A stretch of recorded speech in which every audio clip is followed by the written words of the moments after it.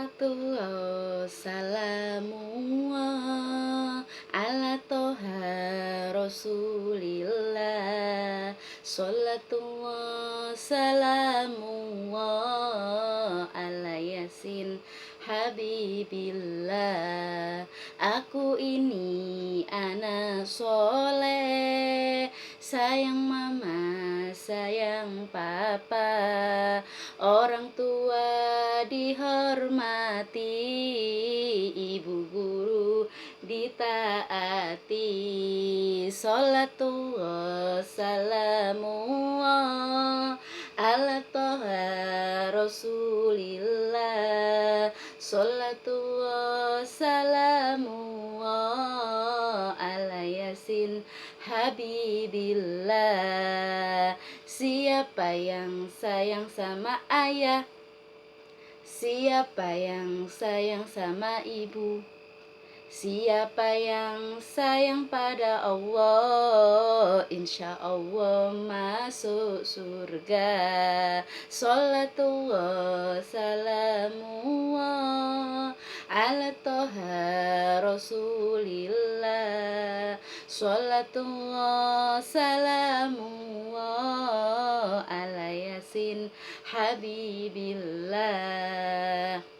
Assalamualaikum warahmatullahi wabarakatuh.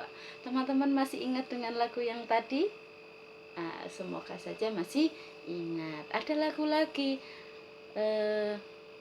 Allahumma sholli ala sayyidina Muhammadin tibbil qulubi wa dawaiha wa afiyatin abdani wa shifaiha wa nuril absari wa dawaiha wa ala alihi wa sahbihi wa sallim. Teman-teman juga masih ingat lagu itu? Dulu lo teman-teman hafal lagu itu. Semoga saja sekarang di TKP teman-teman masih ingat, masih hafal ya, sholawati bil qulub ya. Oke. Hari ini Bu Iva akan menjelaskan tentang, masih tetap sama, yaitu subtema tentang pakaian. Bu Iva menjelaskan tentang ada berpakaian menurut Islam. Ada berpakaian menurut Islam itu ada berpakaian untuk orang laki-laki dan untuk orang perempuan. Dibacakan Bu Iva ya. Bagi orang laki-laki berpakaian itu adabnya berpakaian dengan niat untuk beribadah. Jadi kita harus punya niat teman-teman, untuk niat untuk beribadah. Kalau kita berpakaian itu menutup aurat, niatnya seperti itu. Mendahulukan anggota badan yang kanan ketika hendak memakai. Kalau memakai itu dari yang kanan dulu. Habis itu kalau yang melepas itu dari sebelah kiri ya. Yang ketiga yaitu yang keempat kan, pertama tadi harus yang ada bagi laki-laki, yang pertama tadi memakai ketika niat. Habis itu ketika memakai tangan didahului dengan tangan kanan. Kalau melepas didahulukan dengan kiri ya. Habis itu yang keempat, bahan tidak boleh dari sutra dan emas. Jadi bahannya itu juga tidak dari sutra teman-teman, atau halus yang dari sutra seperti itu, atau dari bahan emas, kainnya tidak boleh seperti itu. Menutup aurat dengan memenuhi kriteria etika dan estetika. Jadi semisal kayak nerawang, kelihatan transparan, itu tidak boleh. Pakaian yang dipakai dalam kondisi bersih, tidak najis. Jadi harus benar-benar dijaga pakaiannya. Kalau pakaiannya tadi itu habis duduk-duduk di tengah jalan, habis itu mau dipakai sholat, seperti itu boleh nggak? Seperti itulah. Jadi setidaknya kalau mau sholat pakaiannya dipakai sholat, jadi setidaknya dijaga untuk bajunya seperti itu ya. Terus yang terakhir, disunahkan memakai warna putih. Kalau ada berpakaian itu kalau laki-laki itu disunahkan untuk memakai pakaian warna putih, terutama kalau sholat Jumat, ya sholat Jumatan. Bagi perempuan berpakaian harus dengan niat kepada Allah. Nah, sama kan harus niat, oh saya mau menutup aurat karena Allah, saya mau menutup mencari pahala menutup aurat, seperti itu. Yang kedua, tetap mendahulukan tangan kanan untuk memakai dan mendahulukan melepas tangan dari baju tangan kiri untuk melepas kalau memakai dari sebelah kanan. Menutup aurat dengan memenuhi kriteria ketika estetika dan etika. Nah, jadi menutup aurat itu jadi memenuhi kriteria, jadi tidak transparan dan yang lainnya. Memakai kerudung sampai menutup dada. Jadi memakai kerudung sampai menutup dada. Dada itu ini teman-teman. Jadi setidaknya kalau kita pakai kerudung itu ditutup dadanya ini ya. Tidak sampai kelihatan seperti inilah, kayak gini ini kan kelihatan. Jadi ini kalau perempuan itu sebaiknya seperti ini ya, ditutup dadanya. Atau boleh ditutup dengan seperti inilah, biasanya kalau Bu Iva itu nah seperti ini, tapi kan dadanya ditutup ya, lebih baik seperti itu kalau perempuan menutup auratnya. Pakaian yang dipakai dalam kondisi bersih tidak najis karena sewaktu-waktu bisa dipakai untuk sholat lah, yang dijelaskan Bu Iva tadi. Jadi laki-laki maupun perempuan bajunya juga harus kita jaga, soalnya takutnya kita ketika mau sholat kita pakai baju yang ini. Tapi kalau kita mempunyai baju ganti ya nggak apa-apa, bisa sebelum sholat kita mandi dulu terus ganti baju. Disunahkan memilih warna putih dimasukkan agar senantiasa terjaga dengan niat akan kematian, karena pada saat meninggal akan mengenakan kain kafan yang berwarna putih seperti itu. Jadi tetap perempuan itu boleh memakai baju warna putih sebagai kita pengingat bahwa kalau kita akan meninggal kita akan memakai kain kafan atau kain yang serba warna putih. Tapi ingat teman-teman, perempuan itu boleh memakai warna putih, tapi kalau warna putih itu kan seringkali kelihatan atau transparan. Jadi sebaiknya kalau kita memakai warna putih itu kita lihat kainnya dulu, atau kita boleh memakai warna putih akan tetapi kita di dalamnya itu kasih baju lagi, jadi setidaknya tidak transparan. Itu adalah ada berpakaian menurut Islam. Itu aja yang dijelaskan Bu Iva untuk tema subtema pakaian yang hari Selasa tanggal 15 September 2020.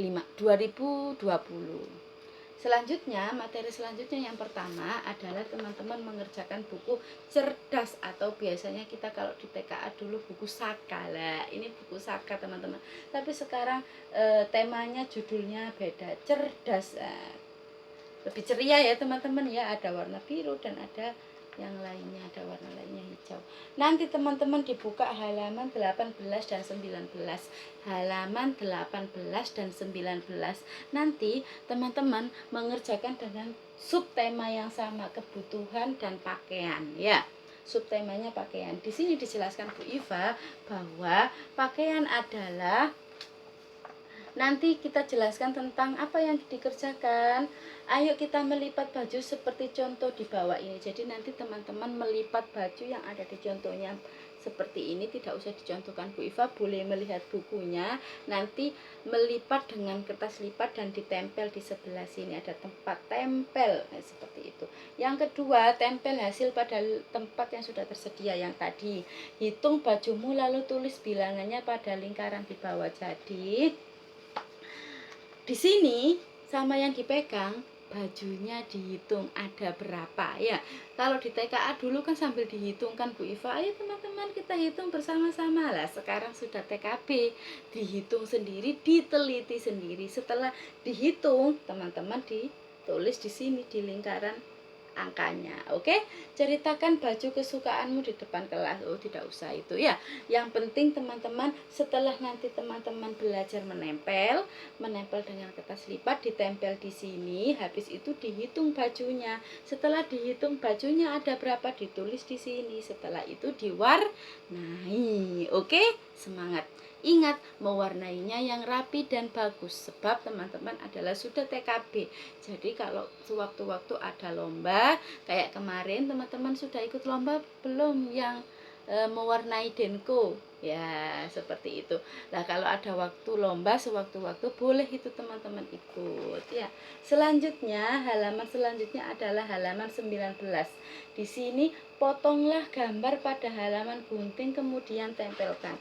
Dilihat di buku tengah-tengah yang halaman gunting, ada halaman 19 ya. Teman-teman, Bu Iva minta tolong kalau mau menggunting diambil sedikit-sedikit ya, jangan sampai dibedol atau diambil satu halaman seperti ini ya, nanti takutnya hilang. Soalnya kenapa? Buku Saka ini adalah buku untuk 1 tahun, jadi masih semester 2, masih dipakai lagi. Jadi teman-teman mengguntingnya pelan-pelan, boleh diguntingkan sama mama dulu, habis itu nanti teman-teman dirapikan garis putus-putusnya. Oke, setelah itu ditempel di sini.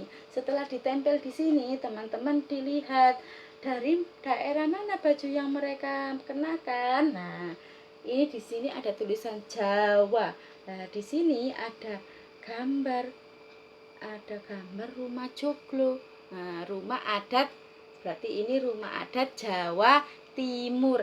Ada laki-laki yang pakai baju dan ada perempuan. Lah, ini pakai baju Jawa Timur, ada Jawa Timur di sini ditulis Timur. Itu ya. Yuk, gimana tulisannya Timur? Tulis sendiri ya, kan sudah TKB. Timur, mur. Berarti paten huruf apa itu? Paten huruf R ya. Setelah itu teman-teman lingkari senjata khas daerah tersebut. Di sini ada senjata khasnya daerah Jawa Timur. Apa itu? Pakai gergaji, keris, apa ini? Pentungan atau palu. Ini pisau. Ayo pakai yang mana? Kalau pakai baju ada Jawa Timur, iya, pakai keris. Jadi kerisnya ini dilingkari. Setelah itu teman-teman diwarnai juga, diwarnai yang rapi. Tapi ingat, yang hasil tempelannya ini tidak usah diwarnai. Sebab kenapa? Kalau nanti diwarnai kan masih basah itu, nanti malah sobek ya, yang kayak biasanya di sekolahan. Jadi yang ditempel tidak usah diwarnai, hanya yang diwarnai yang sebelah sini saja. Ini boleh diwarnai tapi tidak semuanya, yang dilingkari saja yang diwarnai. Ingat, mewarnainya yang rapi. Jadi buku Saka atau buku cerdas teman-teman mengerjakan 2 halaman, yaitu halaman 18 dan 19 yang dicontohkan Bu Iva tadi, yang setelah dijelaskan Bu Iva tadi, dan jangan lupa diwarnai semuanya. Sudah teman-teman, itu aja tugas yang kedua, yaitu teman-teman melompat. Lah, biasanya kalau di sekolahan kan teman-teman ada pakai matras, melompat yang tinggi, melompat 2 kaki. Nah, sekarang karena teman-teman lagi belajar di rumah, Bu Iva minta tolong belajarnya melompat boleh di atas kasur, boleh di atas kursi atau sofa. Tapi kalau teman-teman tidak punya yang kayak kasurnya atau di atas kursi atau sofa yang ada busanya, ya sudah, nggak apa-apa, boleh izin dulu seadanya di rumah.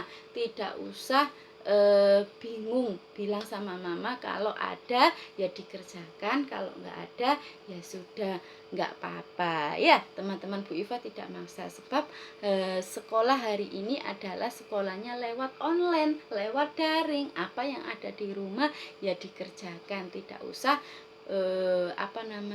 diusahain sampai harus ada, harus punya, enggak apa-apa, seadanya di rumah. Bu Iva tidak memaksa. Kalau enggak ada di rumah ya sudah, bilang sama mama, Mama boleh kalau nggak ada di rumah, kursi sofanya yang ada busanya itu nggak ada, atau di kasur nggak ada busanya, ya sudah nggak apa-apa, izin dulu itu ya teman-teman ya kan. Nggak semuanya kasur itu pakai busa atau pakai spring bed kan, terkadang itu ada yang pakai